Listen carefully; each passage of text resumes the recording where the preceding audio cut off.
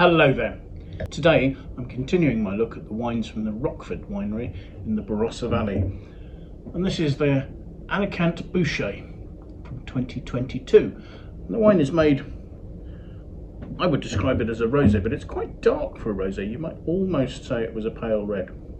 Now, Rockford certainly are an iconic winery and have established something of a reputation of custodians of the traditional grape varieties and styles of the Barossa Valley. They're proud of the fact that their winery is full of old equipment passed down to them by other wineries. Their winery is built around an 1850s cottage in the same style of the sort of red stone. So despite the fact that Rockford wasn't founded until 1984, it almost has the feel of a winery that's 100 years older than that. Founder and proprietor Rocky O'Callaghan has these days stepped back from the winemaking. O'Callaghan first came to the Barossa in 1971, buying a couple of hectares in Tanunda, where the winery is now, surrounded by its own home block of vineyards. He trained as a winemaker in the 1960s and had worked initially for Seppelt in northeast Victoria before coming to the Barossa Valley. So in some ways the use of Alicante Bouchet as a grape variety is unusual because it's not really a traditional Barossa Valley grape variety, although they do point out in the literature that one of its parents, Grenache, has been growing here for 170 years and has found itself very well suited to the warm Mediterranean climate of this region. Alicante Bouchet is a crossing. It was created in 1866 by somebody called Henri Bouchet.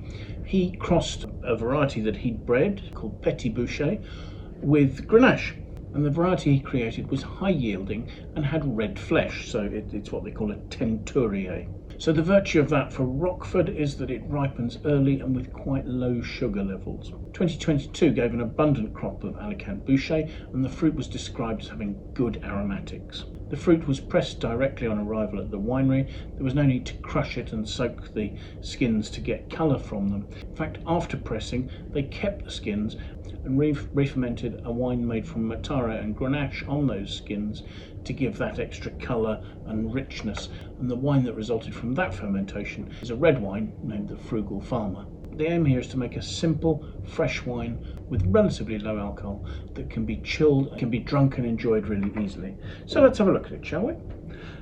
As I've already said, the colour is relatively rich for a rosé, fairly ruby in colour, although there are orange hues to it perhaps.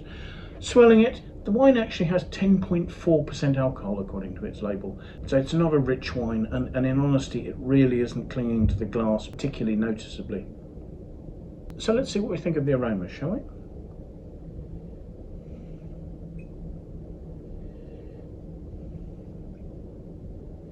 The aromas are inviting and intense, and they are fresh, red cherry fruit. There are no hints of oak, there are no development notes. I think even the fact that the wine is in this very pale green, almost white bottle, it makes it quite clear this is not a wine for cellaring. So yes, really juicy, attractive, open fruit on the nose. So let's taste.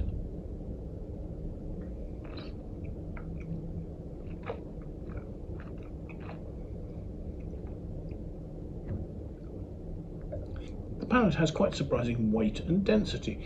It's got a lovely freshness, but at the same time there isn't much of a tannic structure. There's a slight hint of bitterness just on the back palate, which interplays with the fresh acidity really quite nicely, is creating a mouth-watering note on the back palate. Almost as if there's a slight hint of gingery spice overlaying that lovely, juicy, delicate red cherry fruit there. I've got this well chilled, and that suits the wine beautifully. It doesn't seem to be closing up the fruit. In fact, I think the chill may be stopping it from seeming a little too confected. The wine is mostly simple, straightforward fruit, with just that hint of grip and spice on the back palate there. The flavours last really well. At the same time, it's simple and straightforward. Its most impressive feature, its intensity and its purity.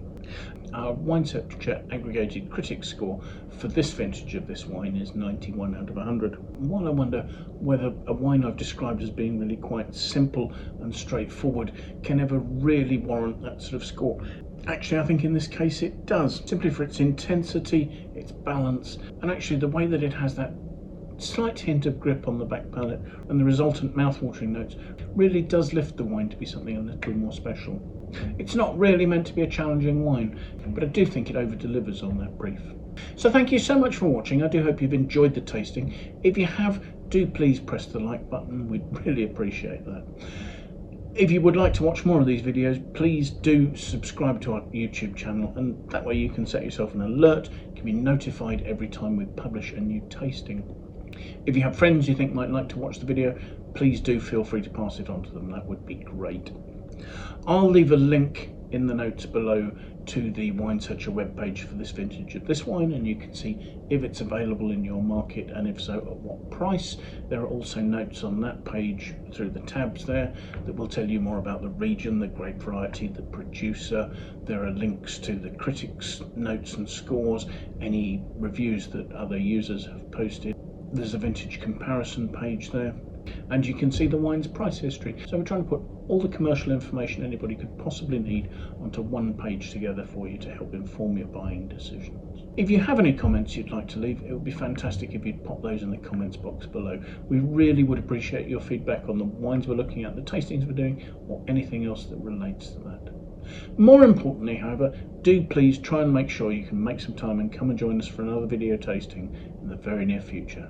Till then, bye for now.